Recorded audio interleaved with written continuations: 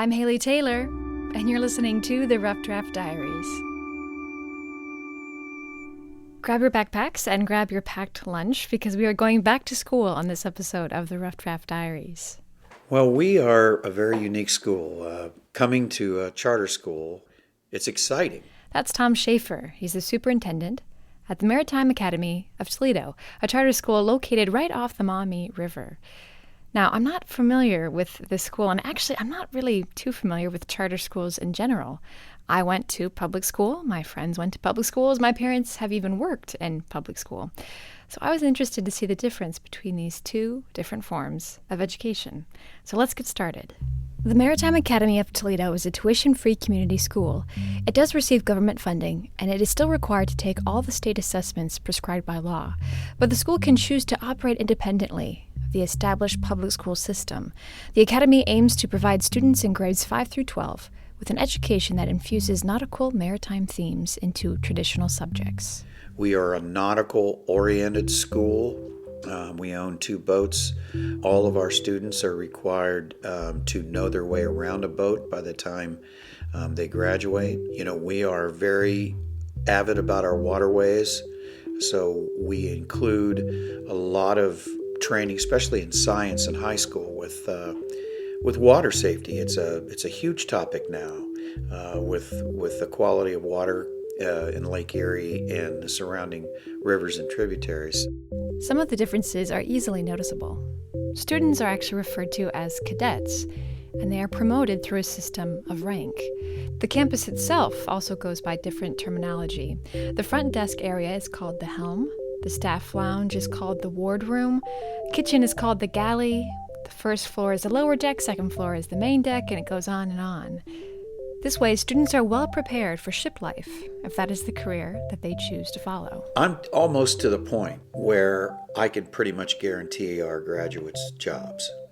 If they don't want to go to college, to go on a college track, a lot of our students go to Owen, some go to UT. If they don't want to go, our goal here is to have a job for them when they graduate.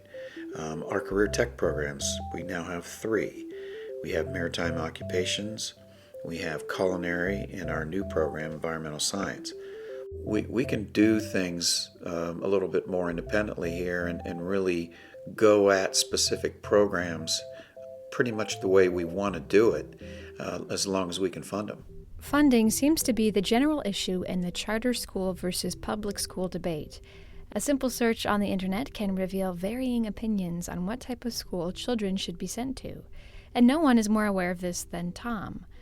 Tom was a teacher, a football and baseball coach, a principal, and a special ed director in the public schools for about 30 years. He's only been at this charter school for the past 2 years. Oh, I just think it's money, and you're taking students from their classes, and I completely understand that because I saw that side of it.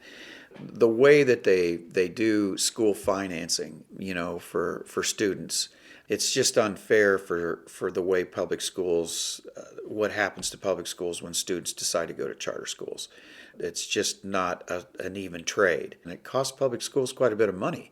They lose a fair amount of money by students coming to charter schools. And I can understand why they'd be upset about that, and I think that's really it in a nutshell, is the finance part of it. Now that Tom is no longer in the public school system, he has pulled all of his focus into the charter school system, and in these past 2 years, he has tried to make the Maritime Academy the best it can be.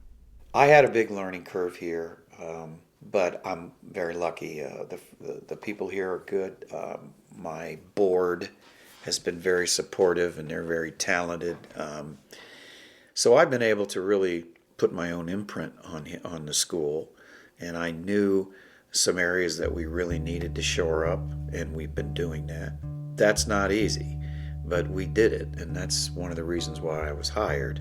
So we're moving forward, and we believe we're going in a great direction. One of the directions the Academy is headed regards the United States Coast Guard Auxiliary.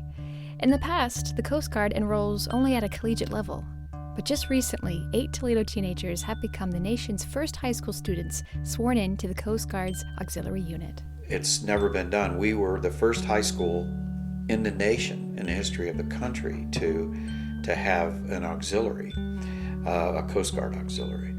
they will participate in all drills that all the Coast Guard does because they're auxiliary members. In the event of an emergency, they can be called up to do different things, but they would not participate in some of the more dangerous kinds of things. But all training, whether it's on vessels, whether we have one student who wants to be in the sea lift, so he'll be in the air.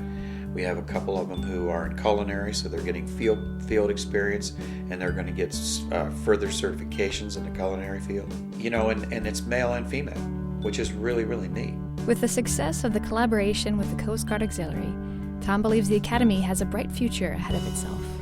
We had the highest enrollment we've ever had last year, and as of right now, we have more students enrolled now than we ever have.